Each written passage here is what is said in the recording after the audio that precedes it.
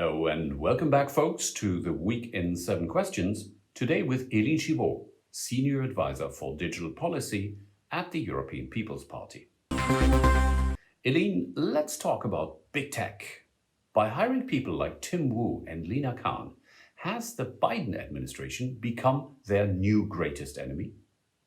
Well, there are indications that there is increased scrutiny on big tech companies on both sides of the Atlantic. Many open cases of, competition authorities cracking down on big tech firms. So there is policy convergence here. But just because the US wants to go ahead with a strong competition agenda doesn't mean they will accept all of Europe's approach in this area. Do you think the EU and the US could join efforts and become a global beacon for digital regulation and safety? Yeah, you could see them lay out this, type of data governance model through, in particular, this new Transatlantic Tech and Trade Council. You could collaborate in areas. You could see that in data protection, AI, standards discussions, cybersecurity. We share common values as democracies. Now, we may worry about different things and have different approach, but there can be some good, productive work towards this direction. Looking at tech giants such as China in a globalized economy, can we secure the same rights and freedoms for the digital world that we have in the analog one? I wish I could be only optimistic with this. We see how difficult it is already in the offline world to have all our rights and freedoms respected and protected.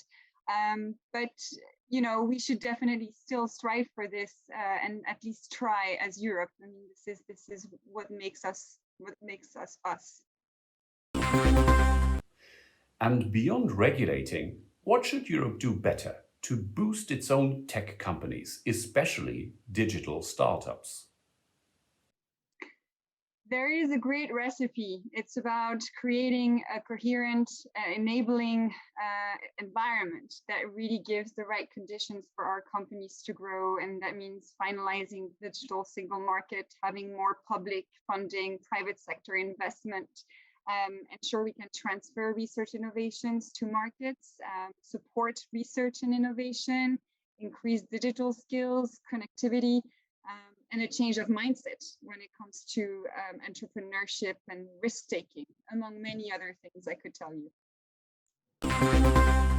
And how do we make Europe strategically autonomous in the digital domain? So open strategic autonomy is, what we're championing in Europe. We want to use our influence as a big trading bloc. It doesn't necessarily make sense to break loose from everything foreign in all areas. Sometimes you could see strong and mutually beneficial partnerships in cybersecurity, semiconductors. So the viable answer is not necessarily to become fully self-sufficient. You should also think of promoting high-tech partnerships, defend free rules-based digital trade, support open markets, cooperation and multilateralism. But we should also be aware that we have digital vulnerabilities and strategic dependencies in key sectors. Now, the pandemic has accelerated the day-to-day need for digital skills. So how do we make sure boomers like me don't get marginalized? It's a long-term investment. There's a plan on getting 80% of us educated to the level of basic, at least digital skills by 2030. It will take investments, incentives to develop programs for upskilling, reskilling, lifelong education, non-formal and informal learning. That can happen a lot through member state policies, adapting school curricula at all levels of education and working with companies which are at the forefront of transforming the European labor force skills too. Finally, as an expert, any new app or technology that you could recommend our viewers for the summer break? That's a great question. Of course, what comes to mind is the EU digital COVID app, where you can store your PCR tests. If you've been vaccinated, you can include that proof of vaccination. There's also Reopen EU, which will, make it easier if you want to travel cross border to know the requirements in place. But that said, I'd never go without a podcast application, and maybe we need to try and take a break from using our smartphones altogether, actually, for just a few days this summer. Thank you, Eline. Merci beaucoup.